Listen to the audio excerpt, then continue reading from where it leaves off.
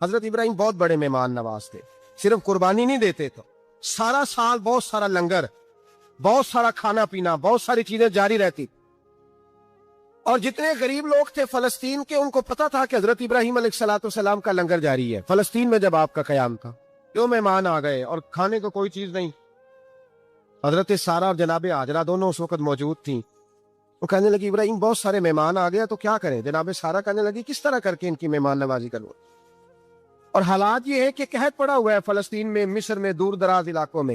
حضرت ابراہیم کہنے لگے یہ اللہ کے مہمان ہیں اور ہمیں رب کریم کا بندہ سمجھ کے آ گئے، اللہ ہی بندوبست کرے گا. فرمانے لگے میرا مصر میں ایک دوست ہے، وہ قحط کے دنوں میں غلہ جمع کر لیتا ہے، میں اس کی طرف پیغام بھیجتا ہوں، مجھے امید ہے وہاں سے غلہ ملے گا. 2-3-5 اونٹ والے غلام بلائے اور ان کو کہا کہ جاؤ غلہ لے آؤ مصر کے دوست سے. وہ لوگ کہتے ہیں ہم غلہ لینے گئے. وہاں جب پہنچے تو حضرت ابراہیم خلیل اللہ علیہ السلام کا پیغام دیا تو آپ کا وہ دوست کہنے لگا غلہ تو بے شمار تھا، مجھے خبر نہیں تھی کہ حضرت ابراہیم کا پیغام آئے گا، تو میں تو سارا تقسیم کر چکا ہوں. لوگ لے گئے، اب تو کوئی شے نہیں. اب وہ خالی آ گئے 5 کے 5 اونٹ. جب خالی آئے تو حضرت ابراہیم کی حویلی کی دیواریں چھوٹی چھوٹی تھیں. ان غلاموں میں سے، خادموں میں سے، آپ کے ان چاہنے والوں میں سے ایک کہنے لگا یار وہ غریب تو انتظار کر رہے ہوں گے کہ غلہ لینے گئے ہیں، ہمیں روٹی ملے گی. چھوٹی چھوٹی دیواریں ہیں، وہ جب دیکھیں گے نا خالی آ گئے تو انہیں تکلیف ہوگی. اس طرح کرو بوریوں میں ریت بھر لیتے ہیں، ریت بھر کے لے جاتے ہیں، بعد میں اندر رکھ کے انہیں سمجھا بہلا لیں گے یا حضرت ابراہیم کو بتائیں گے، وہ خود ہی ان لوگوں کی دلجوئی فرمائیں گے. اب غلہ کی جگہ ریت بھر کے اونٹوں پہ رکھ کے لائی گئی. لا کے بوریاں جب رکھ دی گئیں، حضرت ابراہیم علیہ السلام دوپہر کے وقت آرام فرما رہے تھے. بی بی سارہ اٹھی، کہتی ہیں جب میں نے دیکھا نا کہ بوریاں پہنچ گئی ہیں تو گئی، غلام کو ساتھ لیا اور اس کو جب کھولا نا تو کہتی اتنی حسین گندم میں نے پہلے کبھی دیکھی نہیں تھی، اتنا پیارا دانہ میں نے کبھی ملاحظہ ہی نہیں کیا تھا. فرماتی ہیں جب اس کو پیس کر چکی میں روٹیاں پکائیں تو خوشبو دور دور تک پھیل گئی. اعلیٰ غذا بنی، بڑے بڑے کھانے بیویوں نے مل کے پکائے، چن دیے گئے. حضرت ابراہیم اٹھے تو لوگ کھانا کھا رہے، سجدہ شکر ادا کیا، اور جب سجدے میں گئے تو وہی آنے لگی، پھر رونے لگے. جب پلٹ کر باہر تشریف لائے تو جناب سارہ کہنے لگی ابراہیم تمہارا مصری یار بڑا اچھا ہے، اس نے اتنی اعلیٰ گندم بھیجی ہے کہ اتنی تو میں نے پیاری گندم کبھی دیکھی نہیں. جناب ابراہیم مسکرائے، فرمانے لگی سارہ یہ مصری یار نے نہیں بھیجی، یہ میرے عرشی یار نے بھیجی ہے، یہ میرے عرشی یار نے بھیجی ہے. بھائی مہمان نوازی مزاج تھا، لٹا دینا مزاج تھا، دوسروں کی اشک شوئی مزاج تھا. حضرت ابراہیم علیہ السلام کا طریقہ ہے قربانی، حضور نے ان کا طریقہ بیان کیا. اگر سال کے بعد قربانی دینا ان کا طریقہ ہے تو سارا سال غریبوں کو روٹی دینا بھی حضرت ابراہیم کا طریقہ ہے. سارا سال غریب کی نوکری کرنا یہ بھی حضرت ابراہیم کا طریقہ ہے. بھوکے کو کھانا کھلانا یہ بھی میرے مصطفیٰ کریم سید عالم صلی اللہ علیہ وسلم سے صحابہ نے پوچھا حضور بہترین مسلمان کون ہے؟ بہترین مسلمان تو حضور نے فرمایا جو سلام لینے میں پہل کرے اور غریب کو روٹی کھلانے میں سب سے اچھا ہو، وہ بہترین مسلمان ہے، زبردست مسلمان. ہمارے ہاں دعوتیں ہوتی ہیں تو امیروں کی، افطاریاں ہیں تو امیروں کی، اور میرے مصطفیٰ کریم علیہ السلام نے فرمایا بدترین دعوت ہے جس میں امیر بلائے جائے غریب نہ بلائے جائے، وہ بدترین دعوت. حضرت ابراہیم کا طریقہ رہا ساری زندگی مہمان نواز. ایک وقت ایسا آیا کہ اللہ تعالیٰ نے حضرت ابراہیم کو بہت زیادہ مال عطا فرمایا. اتنے اونٹ گنے نہیں جاتے، گائیں اتنی زیادہ کہ شمار نہیں ہو، بکرے بکریاں اتنی زیادہ کہ شمار، بہت زیادہ مال اللہ نے عطا فرمایا. اور ابھی کچھ عرصہ پہلے آپ پیچھے جائیں نا تو جو لفظ مال تھا وہ روپے پہ تو بولا ہی نہیں جاتا، وہ جانوروں پہ بولا جاتا. بہت زیادہ مال اللہ نے دیا، بکریاں، گائیں، اونٹ، بیل، بڑا کچھ. رب کریم نے فرشتوں سے فرمایا کہ واتخذ اللہ ابراہیم خلیلا، ابراہیم میرا دوست ہے. تو فرشتے کہنے لگے یا اللہ جسے اتنا کچھ دیا جائے اس نے دوست تو بننا ہی ہوتا ہے، تو نوازا ہی پڑا ہے، اتنا مال، اتنے کھیت کھلیان، اتنا کچھ. اللہ کریم نے فرمایا جاؤ آزمائش کر لو، امتحان لے لو. فرشتہ امتحان لینے پہنچ گیا. حضرت ابراہیم کے جانور چر رہے ہیں چراگاہ میں، حضرت ابراہیم بھی ہیں، غلام بھی ہیں، بہت بڑا ریوڑ ہے. آپ تشریف فرمائیں. ایک فرشتہ آیا تو کھیت میں چھپ کے بیٹھ گیا اور بلند آواز سے کہنے لگا سبحان اللہ والحمد للہ ولا الہ الا اللہ واللہ. یہ تسبیح بڑی پسند ہے، محبوب نے ان کی فضیلت بیان کی. اب وہ حضرت سیدنا ابراہیم علیہ السلام کھڑے تھے تو وہ کھیت میں بیٹھ کے تسبیح پڑھنے لگا سبحان اللہ والحمد للہ ولا الہ الا اللہ. حضرت ابراہیم کہنے لگا یہ میرے رب کا نام کون لے رہا ہے؟ बड़ी इसकी मीठी आवाज है, बड़ी। कौन है? ढूंढने लगे, घूमते घूमते उसके पास चले गए, फरिश्ता इंसानी शक्ल में। तू मेरे रब का जिक्र कर रहा था? उसने कहा मैं ही कर रहा था। फरमाने लगे यार एक दफा फिर नहीं करता? तो कहने लगा इब्राहिम पहले तो मैं अपनी मर्जी से कर रहा था, तू कहता है तो पैसे लगेंगे, पैसे हैं तो कर देता हूं। हजरत इब्राहिम कहने लगे बोल तू क्या लेगा, मेरे अल्लाह का जिक्र सुनाने का क्या लेगा? कहने लगा जितनी बकरियां आप चला रहे हैं सारी दे दे तो मैं अल्लाह का जिक्र सुना देता हूं। आपने फरमाया बस जा तेरी सारी हुई, मेरे रब का जिक्र सुना। और फिर शुरू हो गया सुबहान अल्लाह अल्हम्दुलिल्लाह वला इलाहा इल्लल्लाह वल्लाहु अकबर। हजरत इब्राहिम अलैहिस्सलाम कैफ में, यार फिर जरा सुनो, ना इल्मा विच फसा सानू, तू यार दी गल सुना सा, जरा दोबारा सुना। मैं फिर सुनाया, एक दफा फिर कहा। फरिश्ता कहने लगा बस ही आपके पैसे पूरे हो गए। हजरत इब्राहिम कहने लगे चल एक दफा और सुना। कहने लगा पैसे लगेंगे, तू क्या लेगा? कहने लगा गाय भैंसे सारी मेरी। फरमाया बस यार इतनी कीमत, तू सुना सही, सारा कुछ ही तेरा। फिर शुरू हो गया सुभान अल्लाह वल्हम्दुलिल्लाह वला इलाहा इल्लल्लाह वल्लाहु अकबर। गायें दे दी, भैंसे दे दी, वो जिक्र सुनाता है। हजरत इब्राहिम कभी मचलते हैं, कभी रोते हैं, कभी आहें भरते हैं। तू मेरे रब का नाम ले रहा है, जरा फिर से ले, कैफ जारी है। कहने लगा बस भाई। हजरत इब्राहिम फरमाने लगे तू और ले ले जो लेना है, मुझे जिक्र सुना। उसने कहा इब्राहिम बकरियां में ले चुका, गाय भैंसे में ले चुका, ऊंट रह गए, सारे ले लूंगा फिर जिक्र सुनाऊंगा। फरमाया जा तेरा हुआ, तू जिक्र सुनाता रहे, मैं देता हूँ। दे दिया, कुछ देर जिक्र किया तो अब खामोश हो गया। हजरत इब्राहिम खलीलुल्लाह अलैहिस्सलाम फरमाने लगे जिक्र सुना। कहने लगा इब्राहिम अब तेरे पास देने को क्या है, हर चीज तो मैं ले चुका। आप फरमाने लगे ये गाय भैंसे बकरियां चराने के लिए तुझे कोई नौकर मुलाजम भी तो चाहिए ना, तो इस तरह कर मुझे रख ले, मैं रोटी नहीं मांगूंगा, खाना नहीं मांगूंगा, तो अल्लाह का जिक्र सुनाता रहना, मैं तेरे जानवरों की नौकरी करता रहूंगा। हजरत इब्राहिम अलैहिस्सलाम ने जब ये कहा ना, फरिश्ते की आंखों में आंसू आ गए। तरदामनी पे शेख हमारी ना जाइए, हम दामन नचोड़ दें तो फरिश्ते वुजू करें। फरिश्ता रो पड़ा और कहने लगा इब्राहिम मुझे सीने से लगाओ, आप वाकई इस काबिल है कि अल्लाह आपको अपना दोस्त बनाए, वाकई इस काबिल है कि रब आपको अपना। हजरत इब्राहिम अलैहिस्सलाम का खुदा से मोहब्बत करने का निराला अंदाज। और मेरे भाई यही मोहब्बत उन्हें मेरे मुस्तफा से भी थी। एक नबी घर बना रहा है, दूसरा बनवा रहा है। हजरत इस्माइल अलैहिस्सलाम पत्थर उठा उठा के ला रहे हैं, जनाब इब्राहिम बना रहे हैं। जब खाना काबा बन गया तो कहने लगे रब्बना वब अस्फीहिम रसूला, ऐ अल्लाह अब इसे बसाने के लिए अपना आखिरी रसूल भी अता फरमा। नबी पाक फरमाते हैं मैं दुआ हूं हजरत इब्राहिम की। और हजरत इब्राहिम से रब करीम ने फरमाया चल इब्राहिम कोई चीज दे, तो कहा या अल्लाह तीनों ही तेरे नाम पे कुर्बान करता हूं, तेरी हुई सारी, हर शय तेरी। हजरत इब्राहिम ने दीन के लिए, आप शहर बाबुल के करीब पैदा हुए थे, वहां से मिस्र आए, मिस्र से फलस्तीन आए, और फलस्तीन से आकर के काबा आबाद फरमाया। जिंदगी सफरों में गुजरी। सफर एक तकलीफ वाली चीज है, पर हजरत इब्राहिम ने वतन छोड़ दिया, घर छोड़ दिया। जान बड़ी अजीज होती है, तो हजरत इब्राहिम ने जब दीन के लिए निकले तो जद्दोजहद की, घर के अंदर भी घर के बाहर भी। आपके वालिद का नाम तारक है, वो तौहीद परस्त थे, ईमानदार थे, परहेजगार थे। आपके चचा का नाम आजर है, वो बुत परस्त थे, बुत बेचा करते थे। हजरत सैयदना इब्राहिम अलैहिस्सलाम जब मैदान अमल में निकले तो हजरत इब्राहिम अलैहिस्सलाम ने अपने घर से जिहाद शुरू किया। लड़ना पड़ा, घर के उसूलों से, चचा ने जो रिवाज बनाए हुए थे उस रिवाज से टकराए। फरमाया मैं अपने घर के अंदर ये बुत परस्ती नहीं होने देंगे। चचा को एक दफा नहीं बार बार 100 दफा समझाया।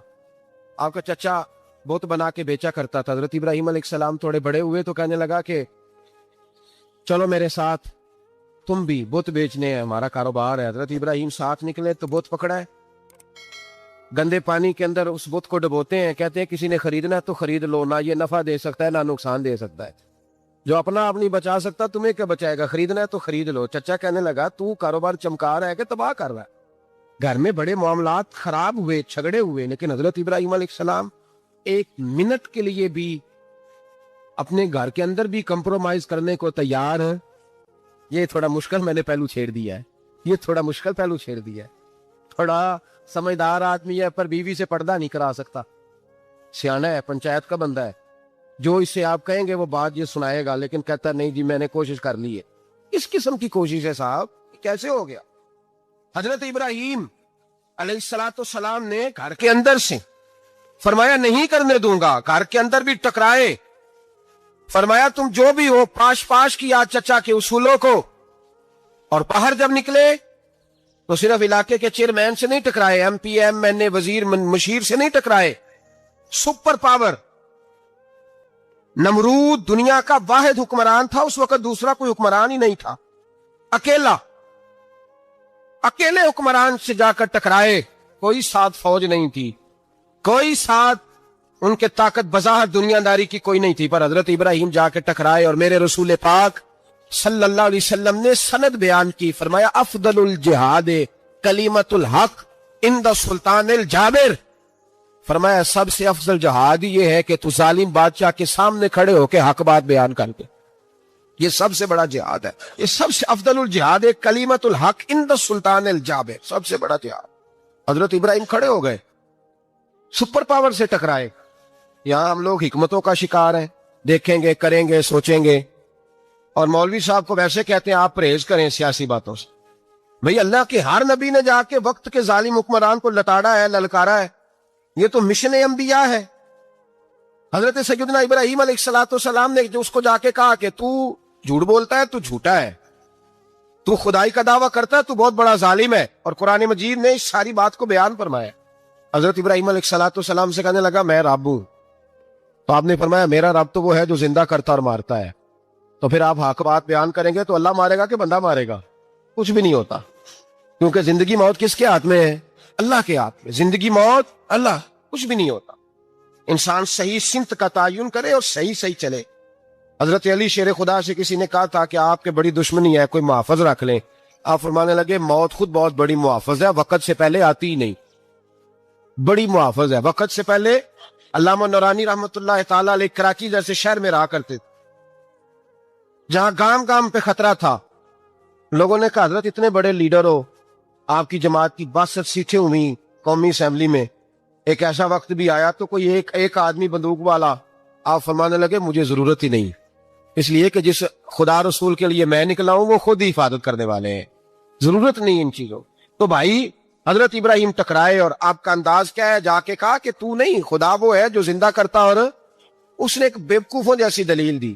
ایک آدمی کو کل پھانسی دینی تھی تو اس کو بلایا، کہنے لگا تجھے کب پھانسی ہے؟ اس نے کہا کل، کہنے لگا جا تجھے آزاد کیا، زندگی دی، اس کو چھٹی دے دی۔ ایک عام آدمی بیچارہ بیٹھا تھا، اس کو پکڑ کے نا کہنے لگا اس کی گردن اڑا دو، کہنے لگا دیکھ لو میں بھی زندہ کرتا اور مارتا ہوں، وہ جو کل مرنے والا تھا میں نے زندہ کر دیا ہے، اور جس کو پتہ ہی نہیں تھا کہ میں نے مرنا ہے اسے پکڑ کے میں نے مار دیا ہے۔ یہ بیوقوفوں جیسی دلیل ہے۔ حضرت سیدنا ابراہیم علیہ السلام چاہتے تو اسی وقت دلیل توڑ دیتے کہ تو کیا بیوقوفوں جیسی بات کر رہا ہے، اگر تو زندگی دیتا ہے تو مرے ہوئے میں جان ڈال کے دے جس کو تو نے مارا ہے۔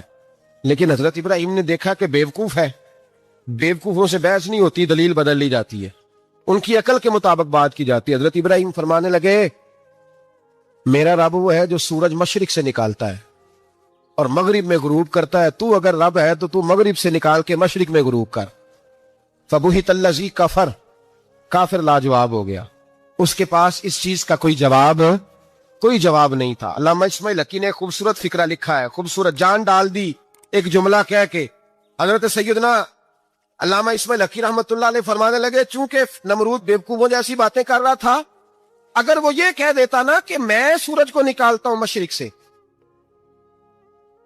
میں غروب کرتا ہوں معاذ اللہ مغرب میں نکالتا ہوں، تو آپ اپنے رب سے کہیے کہ وہ مغرب سے نکال کے مشرق میں غروب کرے۔ علامہ اسماعیل حقی فرماتے ہیں رب کریم کی آواز قدرت تھی، مالک حضرت ابراہیم علیہ السلام کے اس اگر وہ کہہ دیتا اور حضرت ابراہیم دعا کر دیتے تو رب کریم نے فرشتوں کو تیار بٹھایا ہوا تھا، فرمایا اگر یہ کہہ دے میرے خلیل سے کہ سورج مغرب سے نکال کے مشرق میں غروب کرنا ہے تو تیار رہنا، جس طرح خلیل کہیں گے ویسے ہی کر دیں گے۔ واتخذ اللہ ابراہیم خلیلا، ابراہیم ہمارا دوست جو ہوا، جیسے کہے گا ویسے کر دیں گے۔ حضرت سیدنا ابراہیم علیہ السلام کی باتوں کا جب جواب نہ دے سکا، دلیل نہیں بندہ دیتا، پھر لڑائی کرتا ہے، پھر جھوٹے موٹے اعتراض کرتا ہے۔ دلیل ختم ہوتی ہے تو لوگ ذاتیات پہ اترتے ہیں، کہتے ہیں یہ کھانستا صحیح نہیں، دیکھتا صحیح نہیں، دلیل ختم، اب ذاتیات پہ اترے، کہنے لگے مجھے پتہ چلا ہے کہ یہ فلانی جگہ گیا تھا تو وہاں جا کے اس نے اس طرح کیا ہے۔ پھر لوگ ذاتیات پہ اترتے ہیں، جب دلیل کا جواب دلیل سے نہیں دے پاتے، پھر ذاتیات پر اتر کر حملے کرتے ہیں. حضرت ابراہیم کے دلائل کا جواب نمرود نہ دے سکا تو کہنے لگا کہ اس کو آگ میں ڈال دو. قوم گئی ہوئی تھی ساری, آپ نے بات سنی ہوئی ہے, میں نے صرف اشارہ دینا ہے. میلے پہ تو حضرت سیدنا ابراہیم علیہ السلام نے سارے بت توڑ دیے, کلاڑا بڑے بت کی گردن پہ رکھا. واپس آئے, کہنے لگے بت کس نے توڑے ہیں؟ تو فرمایا اس سے پوچھو جس کی گردن پہ کلاڑا ہے. کہنے لگے یہ تو بول ہی نہیں سکتا. تو فرمانے لگے بڑے بیوقوف ہو جو بولتا ہی نہیں, سنتا ہی نہیں, اپنا آپ نہیں بچا سکتا, اس کی پوجا کرتے ہو. کہنے لگے پکڑو, دلیلیں ختم ہو گئی, اس کو آگ میں ڈالو. بہت بڑی حویلی 45 فٹ مربع پہ مشتمل ایک حویلی بنائی گئی اور 45 فٹ اونچی. مختلف روایات علامہ اسماعیل حقی کہتے ہیں کہ 3 مہینے تک نمرود نے کہا کہ اس کے اندر لکڑیاں ڈالو. لوگ پوچھنے لگے کتنی دنیا جلانی ہے؟ کہنے لگا بندہ تو ایک جلانا ہے, پر بندہ بڑا تگڑا ہے, ایک بندہ. 3 مہینے لکڑیاں ڈالی گئیں. اور لوگوں کی جو تہمات ہوتی ہیں نا وہ بڑی عجیب ہوتی ہیں. تہمات میں نے بڑی تفصیل سے رمضان المبارک میں گفتگو کی تھی. بدشگونی, تہمات لوگ لیتے ہیں. اس وقت بھی لوگ تہمات کا شکار ہو گئے. عقیدہ بگڑ جاتا ہے تو وہ عجیب و غریب باتیں کرنے لگتا ہے. تہمات کا شکار ہو گئے. بیویاں نظر مانتی, میں بیمار ہوں, اگر صحیح ہو گئی تو اتنے من لکڑی دوں گی حضرت ابراہیم کی آگ جلانے کے لیے. ایک عورت لے کے جا رہی ہے لکڑیاں. ایک نیک دل آدمی نے اس سے پوچھا کہاں جا رہی ہو؟ کہنے لگی میں نے منت مانی تھی تو حضرت ابراہیم علیہ الصلوۃ والسلام کو معاذ اللہ جلانے کے لیے لکڑیاں لے کے جا رہی ہوں. تو وہ رب کریم کے بندے کہنے لگے تو ڈھونڈتی رہے گی, تجھے وہ جگہ ملے گی نہیں. وہ بی بی کئی مہینے گھومتی رہی, جگہ ہی نہیں ملی جہاں لکڑیاں ڈال, ماری گئی. تہمات کا شکار ہوئے بہت سارے لوگ. تہمات کا بھائی, تہمات دین کے اندر منع ہے. تہمات دین میں کوئی نظر ماننا, کوئی کسی بزرگ کے مزار پہ جا کے سالے ثواب کے لیے کوئی چیز ماننا, یہ تو درست ہوا. لیکن غیر شرعی نظریں مان لینا کہ میں آ کے گرد چکر لگاؤں گا, میں جناب وہاں جا کے یہ والا تماشا کروں گا, میں تاگا باندھوں گا, میں رسا کاٹوں گا, میں وہاں گندے اور سے پانی پیوں گا, ان کی شریعت اجازت, یہ تہمات ہیں, بدشگونی ہے. دین میں ان کی کوئی گنجائش. آپ نظر ماننے سے پہلے بھی کسی عالم سے رابطہ کریں کہ میں منت مانگنے لگا ہوں تو کیسے ماننی چاہیے, کا طریقہ پوچھیں. ایسے ہی غلط چیز کی منت تھوڑی مان لی جائے گی. بہرحال آمدام برسر مطلب حضرت ابراہیم کے لیے آگ جلائی گئی.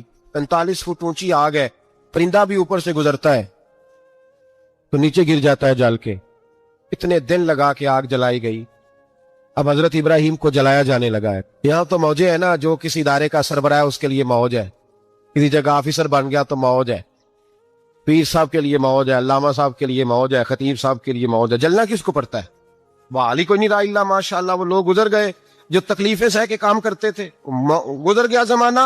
حضرت سیدنا ابراہیم علیہ السلام کو جلایا جانے لگا ہے تو اب اتنی بڑی آگ ہے تو ڈالے کیسے؟ شیطان نے تجویز دی کہ منجنیق بناؤ.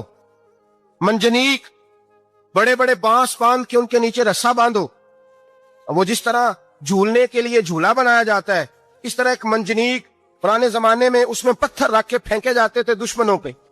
وہ منجنیق بنائی گئی کہ دور سے حضرت ابراہیم کو پھینکیں گے. ہاتھ حضرت ابراہیم کے باندھ دیے, پاؤں مبارک باندھ دیے, پوری زمین پہ ایک نام لینے والا خدا کا. اور اس کو آج رسیوں میں جکڑا ہوا ہے. جب پھینکا جانے لگا نا آگ میں, حوریں رونے لگی, فرشتے تڑپنے لگے, اے اللہ یہ کیا ہونے لگا ہے؟ ایک تیرا خلیل اور وہ بھی آگ میں.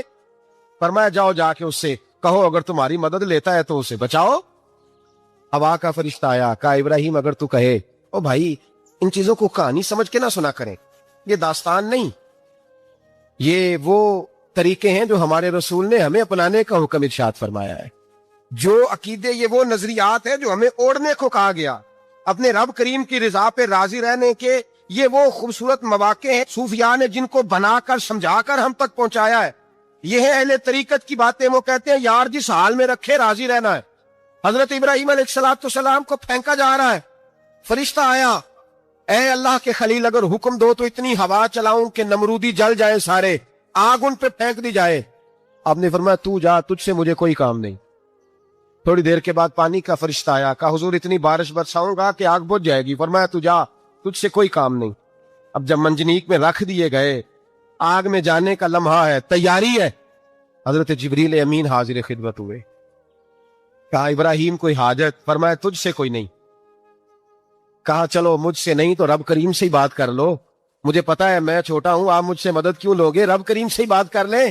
تو حضرت ابراہیم کہنے لگے جبریل یہ بتا رب کو نہیں پتا اس کا خلیل کس حال میں ہے، اسے نہیں پتا میں کس حال میں ہوں، میرے ہاتھ بندے ہیں پیر بندے ہیں آگ میں، اسے نہیں پتا، بتایا تو اسے جاتا ہے جس سے خبر نہ ہو، تو اگر اسے پتا ہے، اگر وہ جلانے پہ راضی ہے تو میں بھی جلنے کو تیار ہوں، میں تیار ہوں، میں تیار ہوں، اسے کہو ٹھیک ہے۔ حضرت سیدنا ابراہیم علیہ السلام کو منجنیق میں ڈال کے جو پھینکا آگ میں، یا نار کونی بردم و سلام علی ابراہیم، اللہ نے فرمایا اے آگ میرے ابراہیم پہ ٹھنڈی بھی ہو جا اور سلامتی والی بھی ہو جا۔ حضرت ابراہیم کو 2 فرشتوں نے بٹھا دیا زمین پہ، پھول کھلے ہیں، کونپلیں مہک رہی ہیں، کلیاں خوشبو دے رہی ہیں، حضرت ابراہیم نے سر سجدے میں رکھ دیا، سبحان اللہ والحمد للہ ولا الہ الا اللہ واللہ اکبر۔ حضرت ابراہیم اللہ کی تسبیح پڑھنے لگے، رب کریم کا شکر بجا لانے لگے، نکلے وہاں سے، کچھ دن گزر گئے، نکلے، حکم ہو گیا ابراہیم علاقہ چھوڑ دو۔ حضرت ابراہیم علیہ السلام وہاں سے نکل کے مصر آئے، چچا کے پاس ٹھہرے، انہوں نے اپنی بیٹی جناب سارہ کا نکاح کر دیا، کچھ آگے بڑھے تو ایک ظالم بادشاہ سے ٹکرائے، اس نے ایک شہزادی ایک بادشاہ کی بیٹی قید کی ہوئی تھی، جناب ہاجرہ نام تھا، ان کو قید سے چھڑا کے ساتھ لائے، حضرت لوط علیہ السلام بھی ساتھ، یہ 4 لوگوں کا قافلہ چلا، فلسطین میں جا کے پڑاؤ ڈالا، گھر بار چھوڑا، تبلیغ شروع ہوئی۔ حضرت ابراہیم کے گھر میں 2 خواتین ہیں، ایک آپ کی بیوی ہیں، ایک حضرت ہاجرہ ہیں، اولاد کوئی نہیں، بڑا میوہ ہے میٹھا، گھر وہی آباد ہوتا ہے جس میں بچے روتے ہیں، گھر ہوتا ہی وہ ہے جس میں بچوں کی چنچناہٹ ہوتی ہے، بھن بناہٹ ہوتی ہے۔ حضرت ابراہیم نے ایک بچہ روتے ہوئے دیکھا تو آنکھوں میں آنسو آئے، کہنے لگے ربی حب لی من الصالحین، یا اللہ مجھے بھی نیک اولاد عطا کر دے۔ حضرت سارہ نے سن لیا، کہنے لگی ابراہیم شاید میرے بطن سے تو آپ کو نصیب نہیں، ہاجرہ سے نکاح کر لو۔ جناب ہاجرہ سے نکاح ہوا، اللہ تو بڑا بے نیاز ہے، رب کریم نے حضرت اسماعیل جیسا خوبصورت بیٹا عطا فرمایا۔ بیٹا کالا سیاہ بھی ہو تو سینے کی ٹھنڈک ہوتا ہے، پر یہ تو وہ بیٹا ہے جس کی پیشانی میں نور محمدی چمکتا ہے صلی اللہ علیہ وسلم۔ حضرت سیدنا اسماعیل علیہ اتنے خوبصورت، اب جس بیوی کے یہاں بیٹا تھا بیٹھنا اٹھنا بھی زیادہ اس کے پاس، آنا جانا بھی اس کے پاس، توجہ ادھر ہو گئی، جناب سارہ رشک کرنے لگی، ایک دن کہنے لگی اسے چھوڑ آ جنگل میں، وادی غیر ذی زرع مکے کے پاس، بھائی ایک بیٹا عالم دین بنا لو، کہنے لگا روٹی کہاں سے کھائے گا، تیرے 5 بیٹے ہیں کو حافظ قرآن بنا، کہتے روٹی کہاں سے کھائے گا، وہ بچہ بھی کہتا ہے میں کہاں سے کھاؤں گا۔ حضرت ابراہیم علیہ السلام تو چند مہینے کا بچہ چھوڑ آئے تو کہاں سے روٹی کھائی، حضرت اسماعیل کہاں سے کھائی ان کی اماں نے روٹی، کیونکہ مر جاتے ہیں یہ سارے۔ میں بڑی ذمہ داری سے کہا کرتا ہوں کہ جتنی خوبصورت روٹی اللہ کریم دین کے خادموں کو عطا کرتا ہے شاید کسی اور کے نصیب ہوتی ہو، لیکن ہم لوگ توجہ ہی نہیں کر رہے، ہمارا ذوق ہی نہیں بن رہا، ہم یہ محنت ہی نہیں کر رہے کہ قوم کو مستند علماء کی ضرورت ہے، علاقوں کے علاقے خالی ہیں، ادھر ہمارا مزاج ہی نہیں بن رہا، توجہ ہی نہیں دین کی خاطر۔ اور پھر چلے بچے تو بعد کی بات ہے نا، جو ابھی خود جوان ہے وہ بھی یہ دعا، ایک صاحب مجھے کہنے لگے میں دعا مانگ رہا ہوں اللہ مجھے بیٹا دے تو میں اسے دین پہ لگاؤں گا، تو میں نے کہا آپ بھی بوڑھے نہیں ہوئے، آپ خود ہی لگ جائیں، بیٹا تو ابھی آئے گا تو لگے گا نا، تو آپ تو اس وقت ہے تو آپ تو پہلے لگے نا صاحب، 2 گھنٹے تو نکال کے آئے، دین سیکھنے کو کافی ہے۔ آپ اتنی لمبی سوچ رہے ہیں کہ بچہ آئے گا تو بڑا ہوگا تو وہ جائے گا تو دیکھی جائے گی، ابھی تو آپ ہیں تو آپ تو آؤ۔ حضرت ابراہیم نے بچہ وہاں چھوڑا، یہاں سے جو عمرہ کرنے لوگ جاتے ہیں نا، جو حج کرنے جاتے ہیں، ان کو پتا ہے کہ وہاں دنیا کی ہر نعمت ملتی ہے، پھر بھی ڈبل ٹرپل پیسے لوگ جیبوں میں ڈال کے جاتے ہیں۔ حضرت ابراہیم جب وہاں لے کے گئے تو کوئی انسان نہیں تھا، پانی کا قطرہ نہیں تھا، 2 کلو کھجوریں، ایک مشکیزہ، بیوی کو تھمایا۔ ہمارے گھر میں ہزاروں چیزیں پڑی ہیں لیکن وہ جو توکل ہے نا وہ ختم ہو گیا ہے، اللہ دے گا، حلال حلال پہ قناعت کرے، جائز جائز پہ بھروسہ کرے، رب کریم عطا کرنے والا ہے، وہ مزاج ختم ہو گیا۔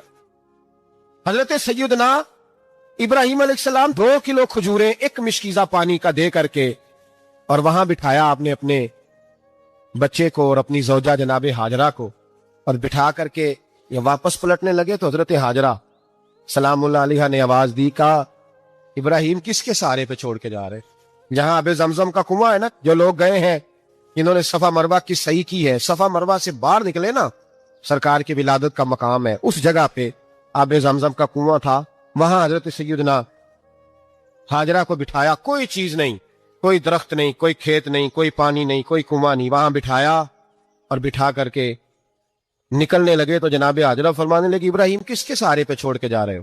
کہنے لگے اللہ کے سہارے پہ. تو پاک باز بی بی نے ایک لفظ پوچھا, کہا ابراہیم یہ میرے رب کا حکم ہے؟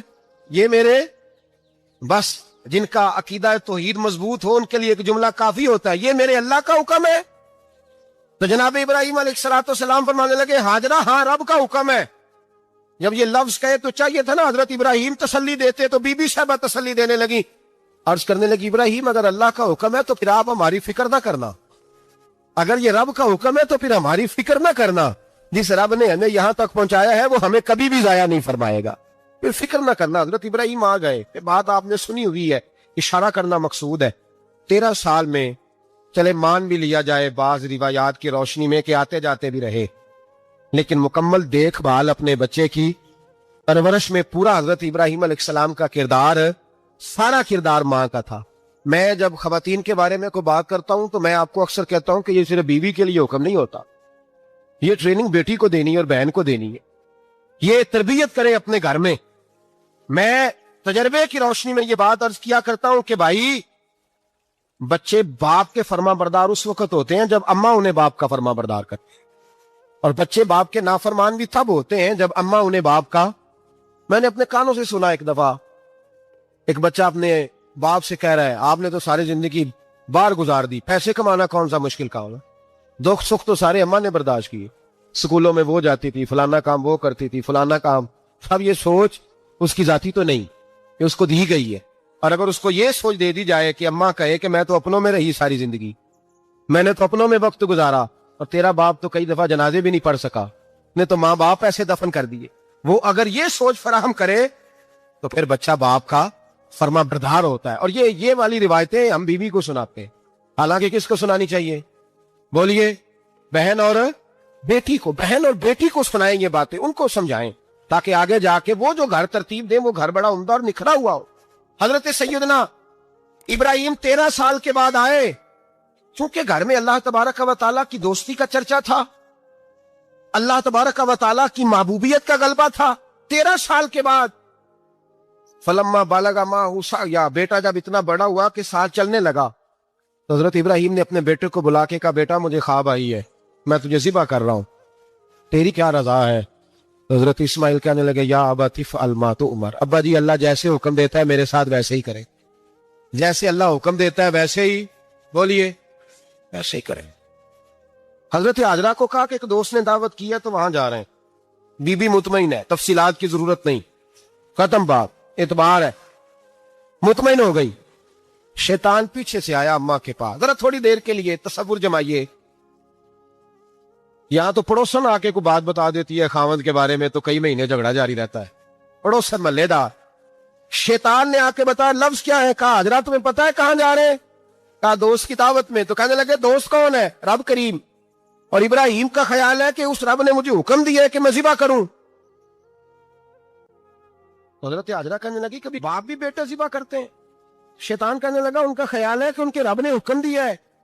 جناب حاجرہ فرمانے لگی اگر رب نے حکم دیا تو پھر تو مجھے شیطان لگتا ہے, تو مجھے شیطان لگتا ہے. کیا مطلب؟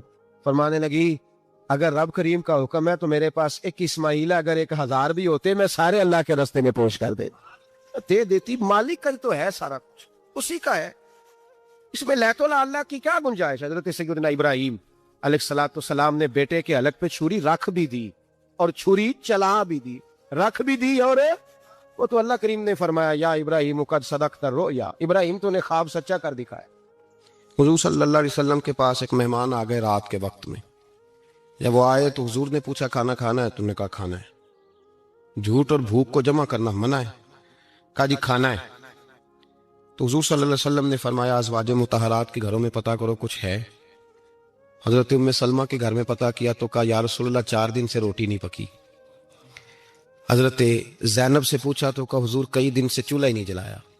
حضرت عائشہ صدیقہ, حضرت میمونہ, حضرت سودا, تمام گھروں سے بظاہر یہ 2 جہاں کے شاہ ہیں پر پاس کچھ رکھتے نہیں. 2 جہاں کی نعمتیں ہیں ان کے خالی ہاتھ میں, ہر چیز ہے پر فقر اختیاری ہے, کوئی شے نہ ملی. تو نبی پاک صلی اللہ علیہ وسلم نے مسجد میں اعلان کیا، فرمایا کون ہے جو میرے مہمان کو روٹی کھلائے؟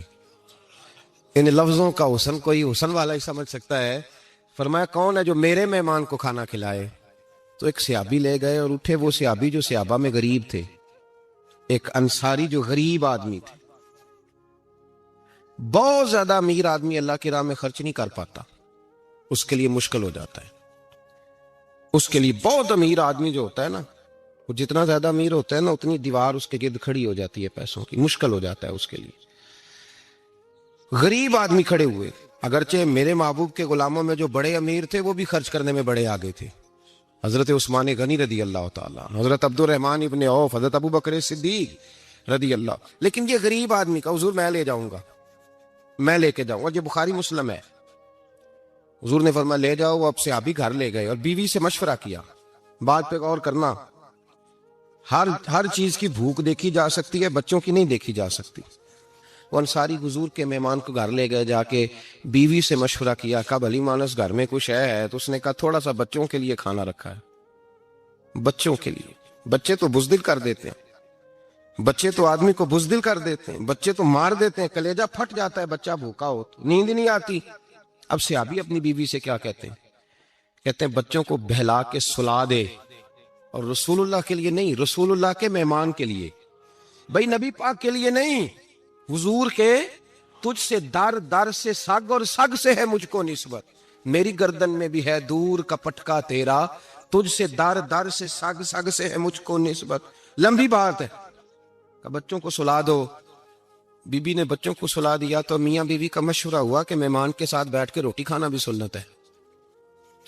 تو اب مہمان کے ساتھ بیٹھ کے کھانا بھی ہے، تو کھانا ہے ایک دو آدمی کا۔ اب خاوند اپنی بیوی کو تیار کرتا ہے کہ میں بھی کھانے پہ بیٹھ جاؤں گا، تو بھی بیٹھ جانا، اور جب مہمان کھانے میں ہاتھ ڈال لے تو اٹھنا، کہنا او ہو دیا تو صحیح کیا ہی نہیں، ابھی بجھ جائے گا، اور جا کے دیا بجھا دینا۔ ہم ہاتھ ہلاتے رہیں گے، مہمان روٹی کھاتا رہے گا۔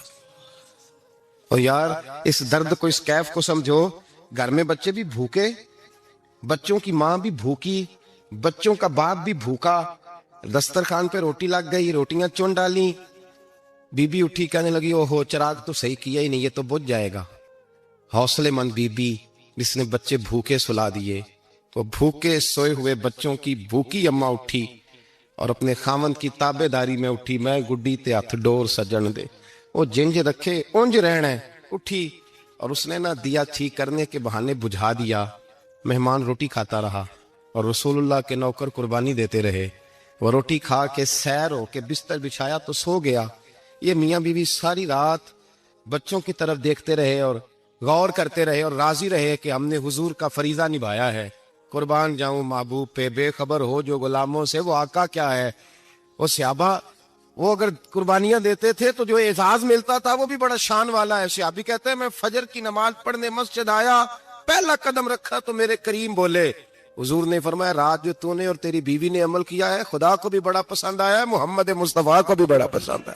اور پھر ایک لفظ اور ہے حدیث میں، ایک روایت میں کچھ جملے اور بھی ہیں۔ حضور نے فرمایا جب تو اور تیری بیوی رات مہمان کے ساتھ احسار کر رہے تھے نا، تو عرش کا مالک تمہیں مسکرا کے دیکھ رہا تھا، رب تمہیں دیکھ کے مسکرا رہا تھا، رب تمہیں دیکھ کے مسکرا۔ تر دامنی پہ شیخ ہماری نہ جائیے، ہم دامن نچوڑ دیں تو فرشتے وضو کریں۔ فرمایا وہ مسکرا رہا تھا کہ میرے بندے میرے رسول کی رضا کے لیے کیا کر رہے ہیں۔ اور صاحب دیکھو، نبی پاک کے لیے نہیں، خاندان کے لیے نہیں، خاندان نبوت کے لیے نہیں، حضور کے نہ سمجھے یار، اس پہلو کو سمجھے، نبی پاک کے بریلی کے امام بول پڑے، فرمانے لگے تجھ سے در، در سے سگ، سگ سے ہے مجھ کو نسبت، تجھ سے در، در سے سگ کتے کو کہتے ہیں فارسی۔ فرماتے محبوب تیرا دروازہ اور دروازے پہ کتا، اور کتے کے پاس میں بیٹھا ہوں، چلو کتے کے پاس تو بیٹھا ہوں نا، میری گردن میں بھی کوئی تو پٹکا آیا ہی ہے نا، تجھ سے در، در سے سگ، اور سگ سے ہے مجھ کو نسبت، چلو میری گردن میں بھی ہے دور کا پٹکا تیرا۔ قرآن مجید بول اٹھا، رب کریم نے فرمایا حبیب یہ تیرے غلام وہ ہیں کہ وَيُكْسِرُونَ عَلَىٰ أَنفُسِهِمْ وَلَوْ كَانَ بِهِمْ خَصَاصَةٌ۔ فرمایا ان کا حال یہ ہے کہ جس چیز کی شدید حاجت ہوتی ہے وہ بھی اپنے بھائیوں پہ قربان کر دیتے ہیں، وہ دے دیتے ہیں تیرے نام پہ۔ جب مکے والے مدینے آئے، انصار مدینہ، تو میرے مصطفیٰ کریم نے فرمایا نہ تمہاری نسلیں ایک ہیں نہ قبیلے ایک ہیں، لیکن تمہارا نبی ایک ہے، تمہارا رسول ایک، خدا ایک، کتاب ایک، تمہارا میری وجہ سے رشتہ ہے۔ چلو اپنے بھائیوں کے ساتھ احسار کرو، چلو احسار کرو۔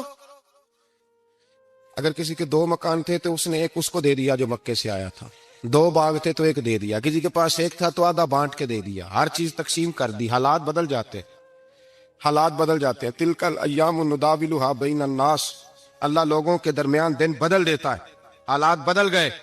بڑا مال غنیمت آیا، بنو نزیر کا علاقہ فتح ہوا تو میرے رسول پاک صلی اللہ تعالی علیہ وسلم نے انصار مدینہ کو اکٹھا کیا، فرمایا بھئی مال اب بڑا آ گیا ہے۔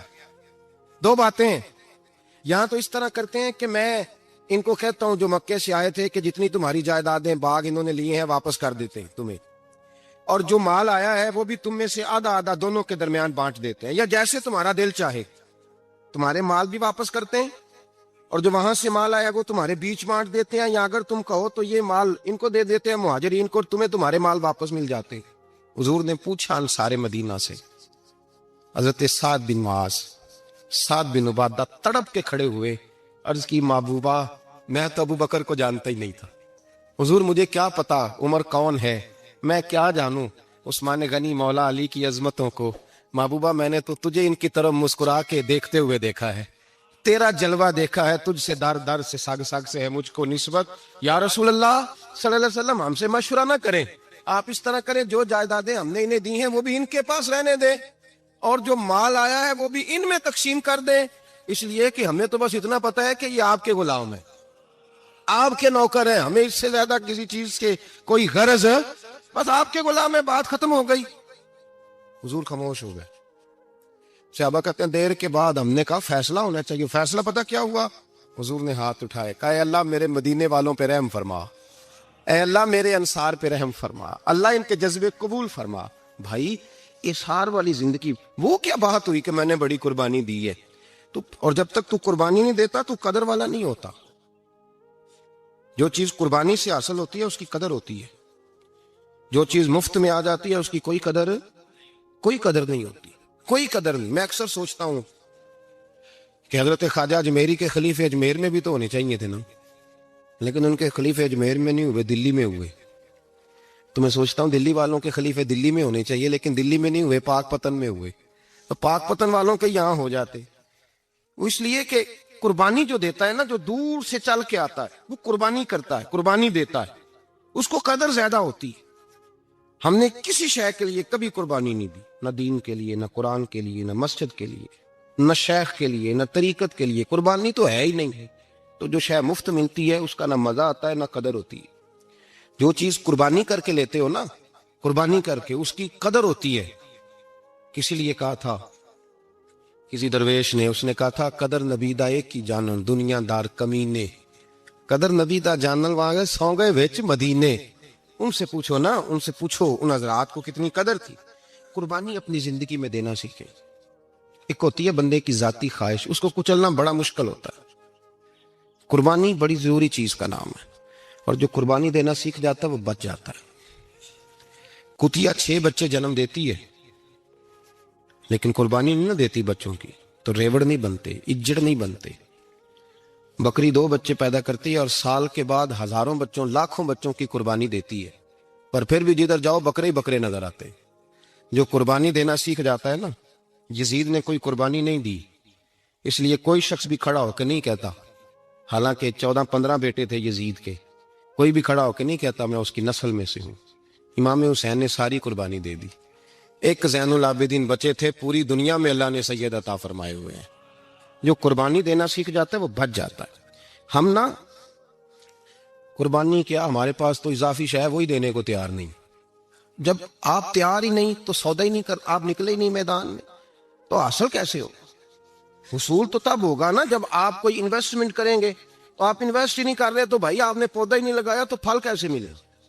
قربانی نہیں دی تو وہ درجہ کیسے ملے؟ اس کے لیے تو قربانی ضروری ہے۔ اب تمام صحابہ کی زندگی پڑھ لیں، حضرت ابو بکر سے لے کر حضرت بلال تک، یہ سارے قربانی والے ہیں۔ آپ تمام اولیاء کی صفت پڑھ لیں، حضرت غوث اعظم، جیلانی، داتا علی اجمیری، خواجہ معین الدین، یہ سب قربانی والے لوگ ہیں۔ قربانی دیتے رہے تو بچے ہوئے ہیں۔ ان کے جو ساتھ تھے وہ بھی قربانیوں والے تھے۔ قربانی حصہ ہے، طریقت کا، قربانی ضروری ہے. اور ہمارے صوفیاء تو کہتے ہیں جس شخص نے تصوف میں آ کے قربانی نہیں دی. بزرگوں کے پاس ایک شخص آیا، غالباً خواجہ نظام الدین محبوب الہی کی بات ہے، میرے ذہن میں نام پورا نہیں سما رہا. تو ایک مرید نے آ کے کہا حضور زکوٰۃ کتنی دینی ہے؟ فرمایا 2.5%. تھوڑی دیر کے بعد حضرت نصیر الدین چراغ دہلوی آ گئے، کہا حضور اللہ کے راستے میں کتنے دینے ہیں؟ فرمایا 50%. ایک ساتھی قریب بیٹھا تھا، اس نے کہا پہلے کے لیے 2.5% کا فتویٰ تھا، اس کو کہہ دیا دے دے. چند منٹ گزرے تو حضرت امیر خسرو بھی آ گئے، کہا حضور زکوٰۃ کتنی دینی ہے؟ فرمایا جو ہے سارا ہی لے آ، تیری 100% ہے. تو وہ ساتھی جو قریب بیٹھے تھے اس نے کہا بابا فتوے علیحدہ علیحدہ ہے. فرمایا فتویٰ ایک ہی ہے، بندے علیحدہ علیحدہ ہے. فتویٰ ایک ہی ہے، مجھے پتا ہے کون کتنے دے سکتا ہے. وہ جس کو میں نے 2.5% کہا ہے وہ بھی جا کے حساب کتاب کرے گا، اس نے 2.5 بھی پورا نہیں دینا. اور فرمایا جس امیر خسرو کو میں نے کہا نا سارا لے آ، اس کا دل کرے گا میں اپنا مکان بھی توڑ کے لے آؤں. میں نے فتویٰ ایک ہے، بندہ دیکھ کے بات کی ہے. بھائی قربانی نہیں ہے، اظہار ہی نہیں ہے، جذبہ ہی نہیں ہے، ہمارا مزاج ہی نہیں ہے. لیکن نا یہ اب ایک تو شریعت کی قربانی ہے نا یہ، تو اس پہ بھی لوگ بڑا سوچیں گے، اس پہ بھی لوگ بڑا سوچیں گے. فتوے پوچھتے پھریں گے کہ جی میرے اوپر تو ابھی میں نے تو 15,500 قرضہ دینا ہے، دوں کہ نہ دوں، کون سی دوں؟ فتوے پوچھیں گے. دینے کی دفعہ فتوے پوچھیں گے اور لینے کی دفعہ چھٹی جو آتا ہے آنے دو. کبھی لینے کی دفعہ بھی فتویٰ پوچھنا صاحب کہ یہ مجھے اتنا مال آ رہا لے لوں کہ نہ لوں. وہ لے لیا، قابو کر لیا. جب دینے کی باری آئی تو فتویٰ احصار کرے. اور احصار صفت ہے مسلمان کی، یہ احصار کرنے لگتا ہے تو بچنے لگ جاتا، اس کا فائدہ ہونے لگ جاتا. قربانی دینے لگ جاتا ہے تو بچ جاتا ہے. کسی نے کہا تھا سن اے مسلمان، یہ نقطہ فیض قرآنی میں ہے، عظمت و اسلام اور مسلم صرف قربانی میں ہے. اگر تو جینا چاہتا ہے تو قربان ہو. اپنے مزاج میں قربانی. اور ایک عیسائی اسکالر تھا امریکہ کا، صرف ایک حدیث پڑھ کے مسلمان ہو گیا، کلمہ ہی پڑھ گیا. حدیث کیا ہے؟ جنگ یرموک ہے. تو 7 صحابہ زخمی ہیں، چور چور زخموں سے لیٹے ہوئے، گرمی بڑی شدید ہے. العطش العطش، پیاس پیاس پیاس پکارے ایک صحابی. ایک آدمی دوڑا دوڑا آیا، پانی کا برتن ہاتھ میں ہے، اس کے منہ کے قریب پانی کیا تو قریب ایک اور زخمی نے کہا میں بھی پیاسا ہوں. زخموں سے چور چور شخص نے میدان میں پڑے ہوئے آدمی نے کہا یار پہلے اسے پلا دو، وہ زیادہ پیاسا ہے. وہ کہتا ہے میں جب اس کے پاس گیا اس کو پانی دینے لگا تو ایک آدمی قریب سے اور بولا یار میرے تو زبان پہ زخم ہے، دوڑ کے آؤ، بڑی پیاس. کہتا میں نے پانی کا کٹورا اس کے قریب جو کیا تو چوتھا بول پڑا. اس نے کہا ادھر لے جاؤ یار، میرا گزارا ہو جائے گا، کام چل جائے گا. وہ کہتا 5واں بول پڑا تو چوتھے نے انکار کر دیا، میں نہیں پیوں گا، پہلے اس کے پاس لے جاؤ.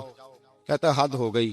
7ویں تک میں آیا، اور جب میں 7ویں تک آیا تو پہلے نے پھر چیخ ماری. تو فرماتے ہیں وہ 7واں کہنے لگا نہیں ادھر لے جا یار، اس کو پیاس زیادہ لگی ہوئی ہے. کہتے ہیں جب میں اس تک گیا تو وہ جام شہادت نوش کر چکا تھا. پلٹ کے دوسرے کے پاس آیا تو وہ بھی فوت ہو گیا. تیسرے کے پاس آیا تو وہ بھی رب کریم کی بارگاہ ناز میں حاضر ہو گیا. 7 شہید ہو گئے. تو پانی کا کٹورا میرے ہاتھ میں رہا.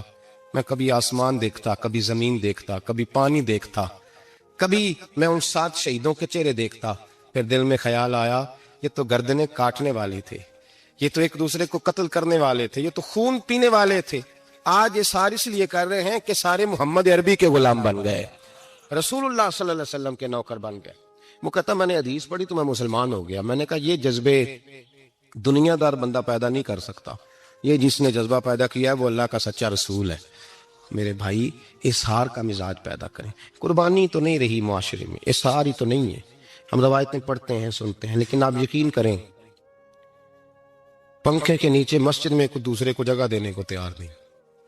پھر پنکھا ہے نا چل رہا ہے تو کوشش ہے کہ مجھے این اس جگہ ملے جہاں پنکھا چل رہا ہے. اتنا بھی اظہار کرنے کو لوگ تیار نہیں، اتنا بھی. اور درجے بڑے بڑے لینے چاہتے ہیں، بڑے بڑے درجہ. وہ ہمارے پاس لوگ آتے ہیں 2-4 لفظ لکھے ہوتے ہیں نا نام کے ساتھ، کوئی علامہ لکھ دیتا ہے، کوئی پیر صاحب لکھ دیتا ہے، تو لوگ بڑی باتیں پوچھ لیتے ہیں. کئی دفعہ آ کے پوچھتے ہیں میرا زیارت کرنے کو دل کرتا ہے. میں کہتا ہوں یار تو نے آخری سیڑھی پہ پیر رکھ دیا ہے، بالکل آخری پہ. دل تو تیرا جس چیز کو کرے گا تو وہ کرنے لگ جائے گا. پہلے شروع تو حضرت جنید بغدادی رحمت اللہ تعالی علیہ وہ دریا کنارے کھڑے تھے تو آپ دریا کے اندر پیر رکھا آگے جانے کے لیے. یہ اعلیٰ حضرت نے لکھا ہے واقعہ ملفوظات شریف میں. دریا پار کرنے کے لیے پیر رکھا تو ایک شخص کہنے لگا حضور مجھے بھی ساتھ لے لیں. آپ نے فرمایا میں دریا پار کروں گا تو اس طرح کرنا میرا کرتا پکڑ لے اور یا جنید کہنا شروع کر دے. یا جنید یا جنید. اس پہ فتویٰ بھی لگ جاتا ہے پر کیا کرے, مسئلہ تو صحیح ہے نا. تو پیر میرا پیچھے سے کرتا پکڑ لے اور یا جنید کیا ہے. وہ کہتا ہے پیر رکھا نا حضرت نے پانی میں تو میں بھی پیچھے. تو حضرت جنید بغدادی کیا کہتے ہیں یا رحمان یا اللہ یا رحمان یا اللہ. وہ خود یہ پڑھ رہے ہیں اور مجھے لگایا یا جنید. کہتے ہیں دریا میں وہ بھی چلنے لگے تو میں بھی یوں لگا جیسے پکے فرش پہ چل رہے ہیں. کہتے ہیں تھوڑا سا گزرا تو میں نے کہا بابا خود یا رحمان یا اللہ کہہ رہا ہے اور مجھے یا جنید پہ لگایا ہوا ہے تو چلو میں بھی یا رحمان یا اللہ پڑھتا ہوں. کہتے ہیں میں نے یا رحمان یا اللہ کہا تو میں ڈوبنے لگ گیا, دریا میں ڈوبنے لگا. تو حضرت فرمانے لگے تجھے کہا نا یا جنید کہے. کہتے پھر یا جنید کا تو پھر اوپر آ گیا. تھوڑا اور جا کے اب شیطان باز تو آتا نہیں, الذی یوسوس فی صدور الناس, یہ جاتا تو دل تک ہے نا, باز تو آتا نہیں. دن میں 36 دفعہ تو مشورہ دیتا ہے کہ سیدھی نماز پڑھو, یہ کس چکر میں لگ گئے, روز تو تقریر کرتا ہے. کہتا پھر دل میں وسوسہ آیا تو پھر میں نے جا کے کہا کہ یہ مجھے خود یا رحمان یا اللہ اور میں یا جنید. پھر میں نے کہا یا رحمان یا اللہ تو پھر ڈوبنے لگا. کہتے ہیں بابے نے پکڑ کے نکالا, کہا چپ کر کے یا جنید کہہ اگر پار جانا ہے تو یا جنید کہہ. کہتے کنارہ آ گیا تو میرے دل میں خود ہی تھی, وسوسہ تھا کہ بابا تو یا رحمان یا اللہ کہے تو ترے, میں کہوں تو ڈوبے. میرے دل میں وسوسہ تھا. اللہ والے ادھار تو رکھتے ہی نہیں نا, جو بات دل میں آتی ہے وہ بیان پہلے کر دیتے ہیں. ادھار تو ہے ہی نہیں ان کے ہاں. وہ تو کہتے ہیں تجھے بولنے کی گنجائش ہی نہیں دیں گے, تیرے سوال دل میں ہوگا جواب ہماری زبان پہ ہوگا. یہ تو چکر ہی نہیں نا, بالکل کوئی کھاتا ہی نہیں. رب کریم کا بندہ تو بات ہی وہ کرتا ہے جو کو دل میں لے کے آتا ہے. فرماتے ہیں جیسے ہی میرے دل میں یہ وسوسہ تھا, حضرت جنید بغدادی رحمت اللہ تعالیٰ علیہ باہر نکل گئے تو پلٹ کے میری طرف دیکھا اور مسکرا کے فرمانے لگے بیٹا جنید تک تو پہنچ لے, اللہ تو ابھی بڑی دور ہے. ابھی جنید تک تو پہنچ جا, ابھی تو جنید تک نہیں پہنچا, ابھی تو میرے تک تو پہنچ جا, اللہ تو ابھی بڑی دور ہے. تو ڈائریکٹ ہی وہاں تک جانے لگا ہے, شروع تو ہو ابھی. تو یہاں لوگ سیدھا جا کے کہتے ہیں زیارت کرنی ہے. مجھے ایک صاحب کہنے لگے جی میں نے ایک پیر صاحب کے بارے میں سنا ہے ان کی بیعت ہوتے ہی بندے کو نبی پاک کا دیدار ہو جاتا ہے. میں نے کہا ٹھہر جا ذرا, اس کو بھی کہہ بریک پہ پیر رکھے, بیعت کرتے ہی دیدار ہو جاتا ہے. یہ کچھ لوٹ سیل ہے, زندگی گزر جاتی ہے انسان کی, مر جاتا ہے, اور جس کو حضور کا دیدار ہو پھر بچ جائے, پھر قائم رہے, پھر اس کی زندگی نہ بدلے, پھر اس کا دنیا سے کوئی تعلق رہ جائے. یہ پوچھ ابو بکر صدیق سے جنہیں دیدار ہوا تھا, جب دیدار ہوا تو یار رہا ہے, باقی کوئی شے بھی نہیں رہی, پھر محبوب رہے اور کچھ بھی نہیں بچتا. تو وہ کس طرح کا ہے جو دیدار بھی کراتا ہے اور پھر کہتا ہے جاؤ دکان بھی کھول لو جا کے, یہ کیسی بات. وہ ایک منزل ہے, وہ اپنی جگہ پہ آ کے آتی ہے, اور یہی بہتر ہے کہ پردوں میں وہ پردہ پوش رہے. وہ اگر پردے اٹھا دے تو کسے ہوش رہے, پھر مشکل ہو جاتا ہے معاملہ, مشکل ہو جاتا ہے. تو بھائی یاد رکھیں, قربانی دینا سیکھیں, اثار کرنا سیکھیں اور صفر سے شروع کریں. زندگی میں ہم لینے کے چکر میں پڑ جاتے ہیں تو نقصان اٹھاتے ہیں. عقل کے گھوڑے کم دوڑائیں, محبت کے ساتھ عمل زیادہ کریں, دماغ کا استعمال کم کریں اور عمل زیادہ کریں, زیادہ عمل کریں, ورنہ شیطان تو نماز بھی نہیں پڑھنے دے گا. وہ تو کہے گا کہ جناب چلو ٹھیک ہے اللہ نے معافی کر دینا ہے نا, وہ تو کچھ بھی نہیں کرنے دے گا. دماغ کا استعمال کم کریں اور عمل زیادہ کریں, جد و جہد زیادہ کریں, اظہار کریں, قربانی کریں, اپنی زندگی میں کریں, کسی کے لیے کچھ اظہار کریں, کسی کو کچھ دیں. یہ جو ہم اولاد کے لیے قربانی دیتے ہیں نا, تو یہ قربانی نہیں ہوتی, یہ لالچ ہوتا ہے, یہ سودا ہے. پتہ ہے آپ کو, یہ سودا ہے. ہم بچپن میں ان کی خدمت کریں گے, یہ بڑھاپے میں ہماری خدمت کریں گے, تو یہ تو تجارت ہے, یہ کوئی اصول نہیں. میرے بچے بڑے ہو گئے تو مجھے خیر صلاح, یہ تجارت ہے بھائی, یہ تجارت ہے, یہ قربانی نہیں, تو تجارت ہے. یہ آپ جو کر رہے ہیں یہ تو کمیٹی ڈال رہے ہیں آپ, اور چونکہ نیت یہ ہوتی ہے خدمت کی تو پھر نصیب والوں کو خدمت ملتی ہے, قسمت والوں کو ملتی ہے. ورنہ بچے کہتے ہیں ابا جی ٹھیک ہے آپ نے ہماری خدمت کی تو سارے کرتے ہیں, آپ نے کو نوکی تھوڑی کی ہے, چھٹی آپ وہاں بیٹھیں, چائے ملے گی وقت پہ پہنچے گی, لیکن آپ مداخلت نہ کریں کسی چیز کے اندر, تجارت نہ کریں, اظہار کریں, قربانی کریں. ہمارے صوفیاء یہ کہتے ہیں اولاد سے بھی توقع نہ کرو خدمت کی, نہ توقع کرو, بس یہ کہو کہ میرا رب مجھے بڑھاپے. دیکھیں نا نبی پاک صلی اللہ علیہ وسلم نے دعا مانگی, اے اللہ ارذل العمر ہونے سے بچا, عمر کے اس حصے سے بچا جس میں دوسروں پر انسان بوجھ بن جاتا. دعا مانگو. تو یہ لالچ بھی نہ کبھی زندگی میں رکھیں کہ میری فلاں آدمی خدمت کرے گا. یہ لالچ بھی برا ہے, اس پر بھی توجہ نہ کریں. اپنی دنیا آپ پیدا کر اگر زندوں میں ہے, سر آدم ہے, ضمیر کن فکاں ہے زندگی. یاد رکھیں, ہوش آنے سے لے کر اپنا یہ ذہن بنا لیں کہ میں آج سے اپنے آپ کو خود چلاؤں گا, میں سایہ دوں گا. بھکاری مان کے کبھی کسی سے سہارا مانگوں گا نہیں. سہارا دیں, کسی کے لیے قربانی دیں, اظہار کریں, جد و جہد کریں. جو چیز آپ کے بس میں ہے وہ تو ہے, جو بس میں نہیں اس میں بھی کوشش کرنے کی آپ کوشش کریں, تگ و دو کریں. قربانی سے انسان سنور جاتا.